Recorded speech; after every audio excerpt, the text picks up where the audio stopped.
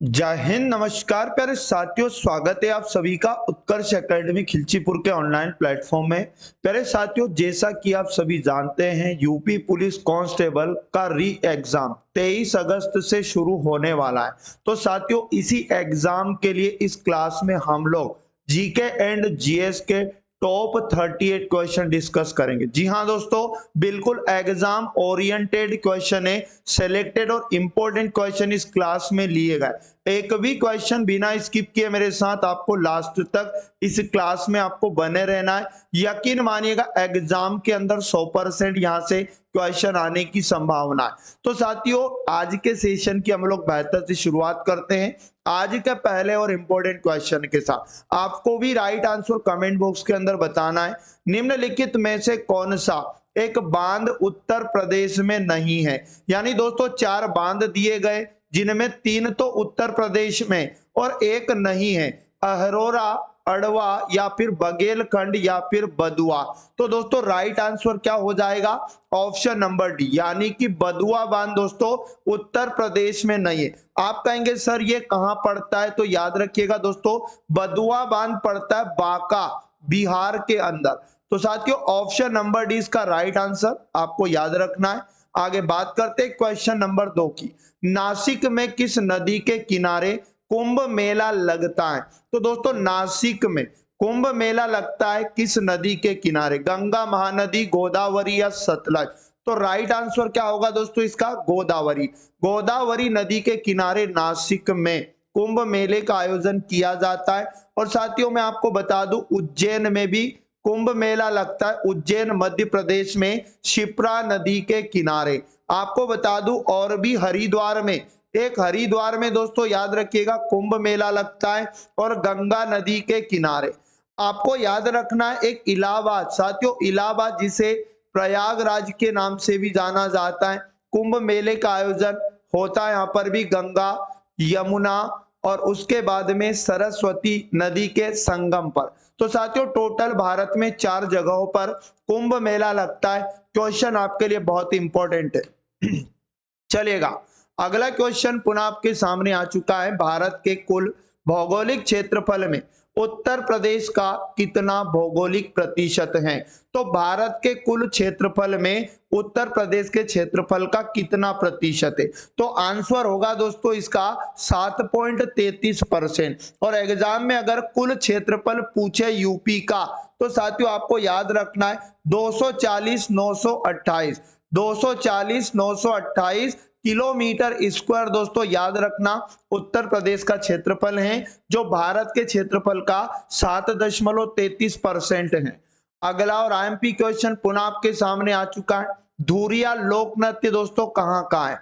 धुरिया लोक नृत्य किस जगह का है? अवध का, बुंदेलखंड का या पूर्वांचल का या रोहेलखंड का? तो साथियों राइट आंसर क्या होगा? धुरिया लोक नृत्य आपको याद रखना है बुंदेलखंड का लोक नृत्य है। बुंदेलखंड उत्तर प्रदेश का। ऑप्शन नंबर बी इसका राइट आंसर हो जाएगा। अगला क्वेश्चन पुनः आपके सामने आ चुका है। भारत के मुख्य न्यायाधीश की नियुक्ति निम्न में से कौन करता है? तो भारत के जो मुख्य न्यायाधीश होते हैं दोस्तों, इनकी नियुक्ति कौन करता है? तो भारत के राष्ट्रपति, यानी कि ऑप्शन नंबर डी इसका राइट आंसर हो जाएगा। और आपको याद रखना है जो भारत के मुख्य न्यायाधीश होते हैं दोस्तों, 65 वर्ष की आयु तक अपने पद पर बने रह सकते हैं।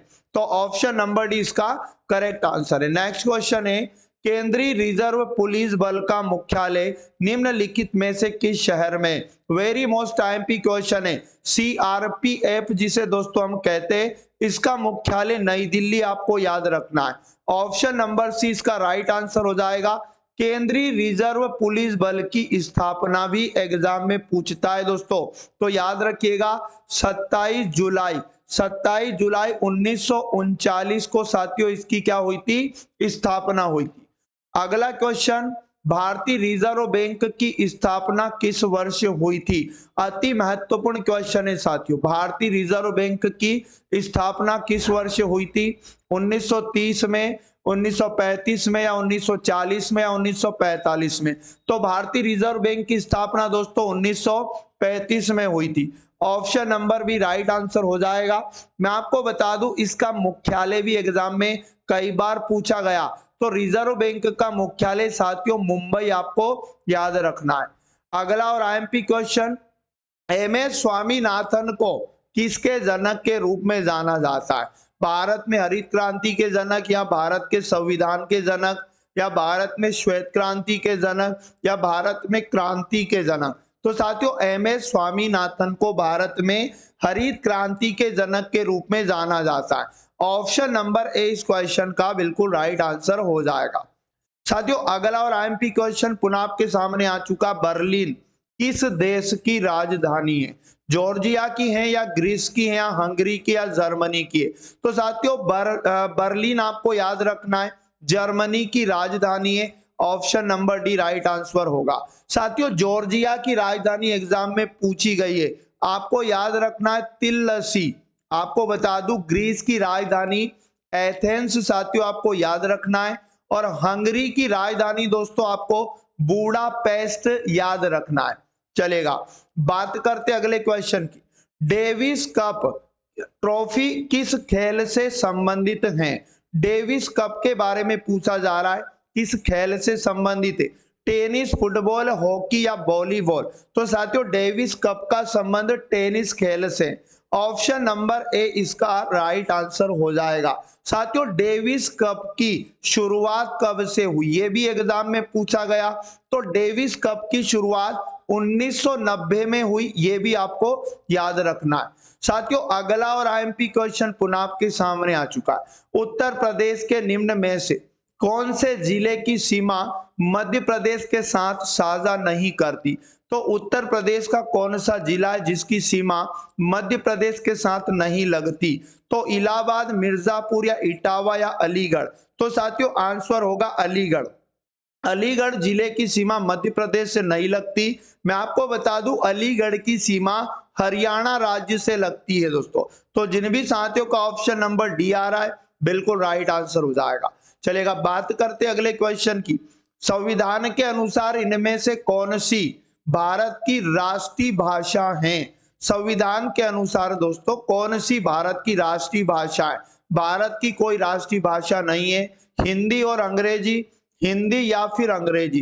तो भारत की कोई भी दोस्तों राष्ट्रीय भाषा नहीं है, यानी कि ए वाला राइट आंसर हो जाएगा। अब आप कहेंगे सर फिर हिंदी क्या है? तो भारत की राजभाषा है दोस्तों, याद रखना हिंदी, ना कि राष्ट्रीय भाषा है। तो ए वाला इसका भी राइट आंसर आपको याद रखना है। साथियों अगला क्वेश्चन अति महत्वपूर्ण आपके सामने आ चुका है। ESOP में ई किसका प्रतीक है ना? ESOP है ना, इसका फुल फॉर्म जो होता है साथियों, इसमें ई का फुल फॉर्म क्या है? एम्प्लॉय है, या एक्सेस है, या अर्निंग्स है, या इकोनॉमिक है? तो ई फॉर साथियों याद रखना employ. Option number A right answer हो जाएगा। आप कहेंगे सर ESOP इसका फुल फॉर्म क्या होता है? तो एम्प्लॉय स्टॉक ओनरशिप प्लान आपको याद रखना है। साथियों अगला क्वेश्चन पुनः आपके सामने आ चुका है, अति महत्वपूर्ण। 1969 में कितनी बैंकों का राष्ट्रीयकरण हुआ? तो साथियों कितनी बैंकों का राष्ट्रीयकरण हुआ 1969 में? 14, 15, 16, या 20? तो याद रखिएगा 1969 में टोटल 14 बैंकों का राष्ट्रीयकरण हुआ था, यानी कि ए वाला इस क्वेश्चन का राइट आंसर हो जाएगा। नेक्स्ट क्वेश्चन है, भारत का सबसे बड़ा गन्ना उत्पादक राज्य कौन सा है? भारत का सबसे बड़ा गन्ना उत्पादक राज्य बताना है दोस्तों। महाराष्ट्र, कर्नाटक, उत्तर प्रदेश, या तमिलनाडु? तो राइट आंसर उत्तर प्रदेश होगा। ऑप्शन नंबर सी जिन भी साथियों का है करेक्ट आंसर हो जाएगा। और साथियों विश्व में गन्ने का प्रथम उत्पादक देश अगर पूछता है तो आपको याद रखना है ब्राजील सबसे बड़ा उत्पादक देश है दोस्तों विश्व में। और भारत में राज्य कौन सा? उत्तर प्रदेश। नेक्स्ट क्वेश्चन है, भूकंप की तीव्रता मापने वाला पैमाना कौन सा है? साथियों कौन सा है भूकंप की तीव्रता मापने वाला पैमाना? तो याद रखिएगा रिक्टर पैमाने के द्वारा भूकंप की तीव्रता को मापा जाता है, यानी कि ए वाला इस क्वेश्चन का भी राइट आंसर हो जाएगा। अगला और आईएमपी क्वेश्चन पुनः आपके सामने आ चुका दोस्तों। मेघा पाटकर किस आंदोलन से जुड़ी हुई हैं? तो राइट आंसर क्या हो जाएगा? चिपको आंदोलन, मैत्री आंदोलन, नर्मदा बचाओ आंदोलन या पश्चिमी घाट आंदोलन? तो साथियों किसका राइट आंसर क्या हो जाएगा? तो मेघा पाटकर का संबंध दोस्तों नर्मदा बचाओ आंदोलन से है। Option number C right answer हो जाएगा। और मेघा पाटकर दोस्तों याद रखना एक सामाजिक कार्यकर्ता तथा समाज सुधारक हैं। तो ऑप्शन नंबर सी जिन भी साथियों का है करेक्ट आंसर हो जाएगा। अगला, चरकुला नृत्य किस राज्य से संबंधित है? तो साथियों चरकुला नृत्य के बारे में पूछा जा रहा है, गुजरात से, मध्य प्रदेश से, उत्तर प्रदेश से या बिहार से? तो साथियों याद रखना चरकुला नृत्य का संबंध उत्तर प्रदेश राज्य से है। और याद रखना ये जो नृत्य है उत्तर प्रदेश में ब्रज क्षेत्र के वासियों के द्वारा किया जाने वाला नृत्य है दोस्तों। चलेगा, नेक्स्ट और अति महत्वपूर्ण क्वेश्चन आपके सामने पुनः आ चुका है। 24 जनवरी 1950 को संविधान सभा के 284 सदस्यों ने हस्तलिखित संविधान पर हस्ताक्षर किए, जिसमें महिलाएं कितनी थी? साथियों 284 सदस्यों के हस्तलिखित संविधान पर हस्ताक्षर हुए थे 24 जनवरी 1950 को। तो इसमें महिला सदस्य कितनी थी? तो राइट आंसर 15 आपको याद रखना है। ऑप्शन नंबर सी इसका राइट आंसर हो जाएगा। नेक्स्ट है, भारत द्वारा प्रक्षेपित विश्व के सबसे छोटे अंतरिक्ष यान का नाम क्या है? तो विश्व का सबसे छोटा अंतरिक्ष यान जिसे भारत के द्वारा प्रक्षेपित किया गया था, क्या नाम हो जाएगा? स्टार, स्पर्कल, स्प्रिंग या स्प्राइट्स? तो इसका नाम था दोस्तों स्प्राइट्स। ऑप्शन नंबर डी इसका राइट आंसर आपको याद रखना है। अगला और आईएमपी क्वेश्चन पुनः, निम्नलिखित में से कौन सा ICANN का सही पूर्ण रूप है? ICANN का फुल फॉर्म बताना दोस्तों, राइट आंसर क्या हो जाएगा? तो इसका सही जवाब हो जाएगा the internet corporation for assigned names and numbers. तो ऑप्शन नंबर भी जिन भी साथियों का आ रहा है दोस्तों करेक्ट आंसर हो जाएगा। नेक्स्ट और अगला क्वेश्चन पुनः आपके सामने आ चुका है दोस्तों। भारत में पहली यात्री रेलगाड़ी निम्नलिखित में से किस राज्य में शुरू की गई थी? भारत की पहली यात्री रेलगाड़ी का नाम बताना है, किस राज्य में शुरू की गई थी? महाराष्ट्र में, तमिलनाडु में, उत्तर प्रदेश में या पश्चिम बंगाल में? तो साथियों ये रेलगाड़ी महाराष्ट्र में शुरू की गई थी। ए वाला ऑप्शन इसका राइट आंसर हो जाएगा। कब साथियों? 1853 में आपको याद रखना है। महाराष्ट्र में टोटल 34 किलोमीटर के दायरे में ये गाड़ी स्टार्ट की गई थी। तो ए वाला इसका सही जवाब है। चलिएगा, अगला क्वेश्चन है, महाराणा प्रताप के घोड़े का नाम क्या था? साथियों महाराणा प्रताप के घोड़े का नाम क्या था? बुलबुल, चेतक, हयग्रीव या फिर बादल? तो आंसर होगा दोस्तों चेतक। महाराणा प्रताप के घोड़े का नाम चेतक आपको याद रखना। दोस्तों बादल किसके घोड़े का नाम था? तो याद रखना रानी लक्ष्मीबाई के घोड़े का नाम क्या था? तो साथियों बादल था। ठीक है, बात करते हैं अगले क्वेश्चन की। निम्नलिखित में से कौन एक कथक कलाकार नहीं है? दोस्तों कौन एक कथक के कलाकार नहीं है? बिरजू महाराज, किशन महाराज, लच्छू महाराज, सितारा देवी? तो राइट आंसर क्या हो जाएगा दोस्तों? किशन महाराज का संबंध कथक कलाकार से नहीं है। Option number B right answer होगा। मैं आपको बता दूं किशन महाराज का संबंध बनारस है ना घराने से दोस्तों आपको याद रखना है। और इनका जो संबंध था वो तबला से था दोस्तों, तबला वादक थे ये। ऑप्शन नंबर 20 का सही जवाब चलेगा। नेक्स्ट, अखिल भारतीय किसान सभा की स्थापना कब हुई थी? अखिल भारतीय किसान सभा की स्थापना बताइएगा दोस्तों कब हुई थी? चार ऑप्शन आपको दिया गया। राइट आंसर हो जाएगा लखनऊ में हुई थी दोस्तों और 1936 ईस्वी में हुई थी। तो ऑप्शन नंबर सी की ओर जो भी साथी जा रहे हैं बिल्कुल करेक्ट आंसर हो जाएगा।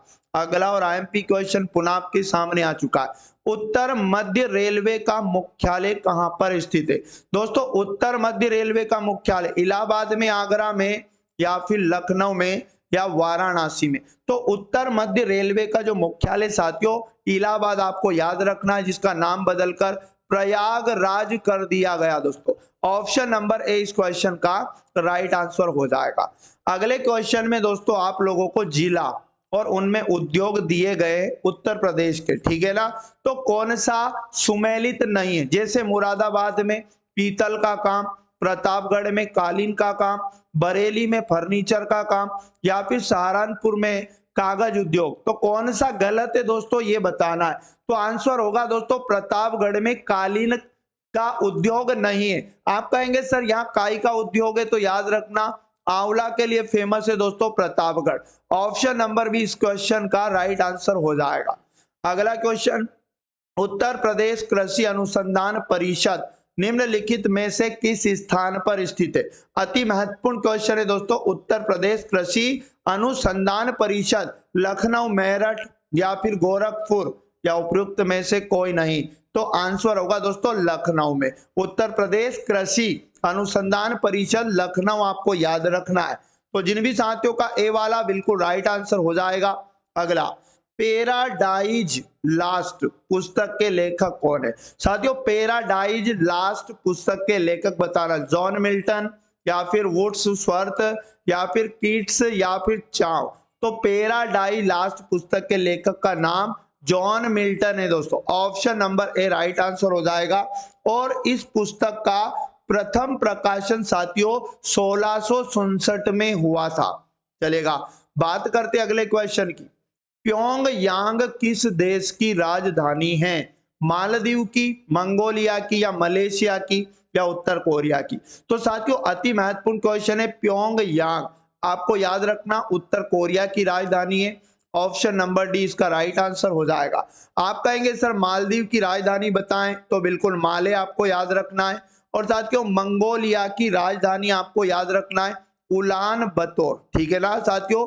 उलान बतौर आपको मंगोलिया की राजधानी याद रखना है। और मलेशिया की राजधानी साथियों कुआलालंपुर, कुआलालंपुर आपको याद रखना है।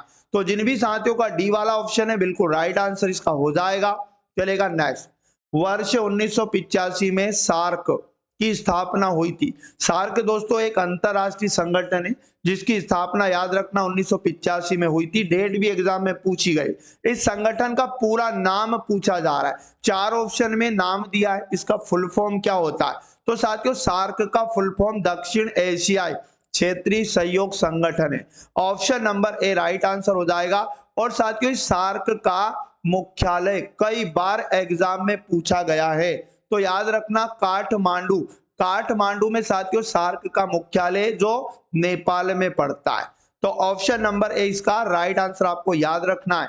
अगला क्वेश्चन, भारत का सिलिकॉन वैली दोस्तों किसे कहा जाता है। नई दिल्ली को, चेन्नई को, बंगलोर को, या फिर हैदराबाद को।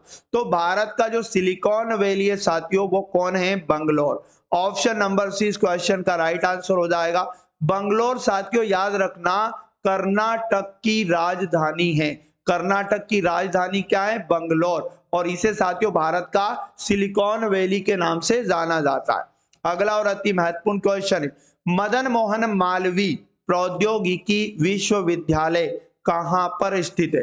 तो मदन मोहन मालवीय प्रौद्योगिकी विश्वविद्यालय गोरखपुर, हस्तिनापुर, आजमगढ़, या मऊ।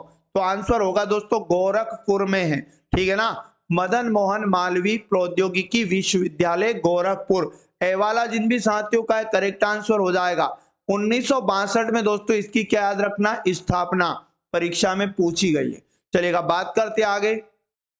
टिहरी बांध कहां पर स्थित है। जो टिहरी बांध है दोस्तों किस नदी पर है, भागीरथी पर, गंगा पर, रामगंगा पर, या फिर गोमती नदी पर। तो टिहरी बांध आपको याद रखना साथियों ये भागीरथी नदी पर है। और किस राज्य में एग्जाम में पूछेगा, तो आपको उत्तराखंड याद रखना। उत्तराखंड में दोस्तों टिहरी बांध है भागीरथी नदी पर। चलेगा, अगला क्वेश्चन, पुनः निम्नलिखित में से कौन सा एक सही सुमेलित नहीं है। झील और स्थान दिए हैं दोस्तों, आप लोगों को बता दूं 4 में से 3 तो सही है, एक गलत। जैसे सौज झील मैनपुरी में, या शेखा झील अलीगढ़ में, है ना, बखीरा झील संत कबीर नगर में, या सरसई झील आगरा में। तो गलत कौन सा हो जाएगा साथियों, डी वाला, यानी सरसई झील आगरा में नहीं है। आप कहेंगे सर कहां है, तो याद रखना सरसई झील जो है दोस्तों इटावा में पड़ती है, ठीक ना। तो जिन भी साथियों का ऑप्शन नंबर डी बिल्कुल सही जवाब है। अगला और आईएमपी क्वेश्चन, चंद्रप्रभा वन्यजीव अभयारण्य उत्तर प्रदेश का एक प्रमुख वन्यजीव अभयारण्य है, निम्नलिखित में से कहां पर स्थित है? तो चंद्रप्रभा वन्यजीव अभयारण्य साथियों कहां पड़ता है? जनपद पीलीभीत में, या जनपद चंदौली में, या जनपद उन्नाव में, या फिर जनपद महाराजगंज में? तो राइट आंसर क्या होगा दोस्तों इसका सही जवाब होगा जनपद चंदौली में पड़ता है साथियों चंद्रप्रभा वन्यजीव अभयारण्य। ऑप्शन नंबर बी जिन भी साथियों का है करेक्ट आंसर हो जाएगा। इसकी स्थापना एग्जाम में पूछी गई साथियों 1957, तो 1957 में क्या हुआ था, इसकी स्थापना भी आपको याद रखना है। अगला क्वेश्चन है, मानव शरीर में अस्थियों की कुल संख्या कितनी है? 260 है या 206 है, या फिर 306 या 350? तो मानव शरीर में दोस्तों जो अस्थियों की संख्या है 206, ऑप्शन नंबर बी इसका राइट आंसर हो जाएगा। और नवजात शिशु में एग्जाम में पूछा गया साथियों, नवजात शिशु में अस्थियों की संख्या कितनी है? तो आपको फिर 300 याद रखना है। तो ऑप्शन नंबर बी जिन भी साथियों का आ रहा है करेक्ट आंसर हो जाएगा। साथियों अगला क्वेश्चन है, वैदिक सभ्यता किस नदी के तट पर विकसित हुई? तो फटाफट आंसर करेंगे सभी साथी। वैदिक सभ्यता किस नदी के तट पर विकसित हुई? गोदावरी, या फिर कावेरी, या कृष्णा, या सरस्वती? तो साथियों वैदिक सभ्यता याद रखिएगा सरस्वती नदी पर विकसित हुई। ऑप्शन नंबर डी इसका राइट आंसर हो जाएगा। साथियों वैदिक सभ्यता का है ना काल भी एग्जाम के अंदर पूछा जा चुका है, तो आपको याद रखना 1500 बीसी से लेकर तो साथियों 500 बीसी तक वैदिक सभ्यता का काल था। तो जिन साथियों का ऑप्शन नंबर डी है बिल्कुल राइट आंसर हो जाएगा। तो साथियों आज के सेशन में इतना ही पढ़ेंगे, बाकी पुनः नेक्स्ट पार्ट से इसको हम लोग कंटिन्यू करेंगे। तो साथियों इनमें से कितने क्वेश्चन आपके राइट हुए आप कमेंट करके जरूर बताएं, और साथियों रोजाना इस क्लास को देखना अनिवार्य है। यकीन मानिएगा एग्जाम के अंदर बहुत ज्यादा हेल्प होगी, क्योंकि जो प्रश्न एग्जाम में बार बार पूछे जाते हैं, जो 100% कई बार पूछे गए, ऐसे प्रश्न आपको अब कवर कराए जा रहे हैं। तो साथियों मिलेंगे पुनः नेक्स्ट वाले पार्ट में। यदि क्लास अच्छी लगी तो क्लास को लाइक और अपने सभी दोस्तों तक शेयर जरूर करें, और यदि साथियों आपने अभी तक चैनल को सब्सक्राइब नहीं किया तो चैनल को सब्सक्राइब करके बेल आइकन को ऑन कर लें, जिससे कि क्लास का नोटिफिकेशन तुरंत आपको मिलता रहेगा। तो मिलेंगे साथियों पुनः नेक्स्ट वाली क्लास में। जय हिंद, जय भारत, वंदे मातरम।